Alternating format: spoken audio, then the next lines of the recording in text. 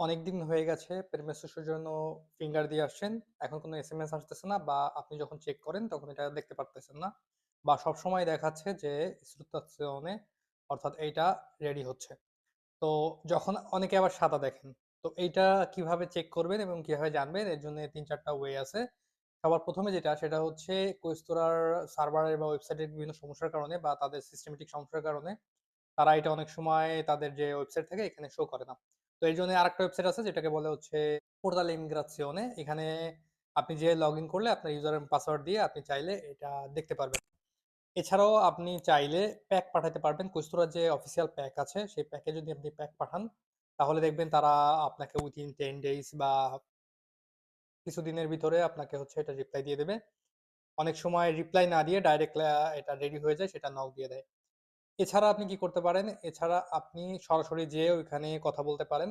তবে ৩ থেকে ৬ মাস যখন পার হয়ে যায়, অর্থাৎ ৩ মাস থেকে শুরু করবেন নক দেওয়া, প্যাক পাঠানো। এরপরে যদি না হয় তাহলে অবশ্যই আপনাকে একটা উকিল ধরতে হবে। উকিল ধরে তারা অফিসিয়াল ভাবে নোটিস করবে। নোটিস করার পরে এটার রিপ্লাই সাধারণত দিয়ে থাকে। ইন কেস যদি না দেয় তাহলে আপনি চাইলে তার করতে পারবেন যেটা হচ্ছে একটা প্রসিডিউর ট্রিব্যুনালের মাধ্যমে। এটা করলে আপনি বাধ্যতামূলক তারা আপনার রিপ্লাই দিতে বা পেনশন ইস্যুর জন্য টাইমের মধ্যে দিতে বাধ্য থাকবে। এর জন্যে মাঝে একজন এইভাবে তার করার পরে তাকে পেরমিসিডি সৌজন্য সহ এবং তাকে এক্সট্রা আরো টাকা দিছে যেহেতু ক্ষতিপূরণ হিসেবে যেহেতু তার অনেকদিন সময় লাগছে এটা রিনিউ হওয়ার জন্য। তো আমরা অনেকে এই নিয়ম কানুন জানি না বিধায় আমাদের অনেক সময় লাগে এবং আমরা এটার জন্য ওয়েট করি। তো ওয়েট না করে ৩ থেকে ৬ মাস যখন পার হয়ে যাবে পেরমিসিডি সৌজন্য আপনি ১ম এ পোর্টাল ইমিগ্রাসিওনের যে ওয়েবসাইট আছে ওইটা যে চেক করবেন। কুইস্তোরার যে ওয়েবসাইট আছে ওইখানে না। এর পরবর্তীতে প্যাক পাঠাবেন।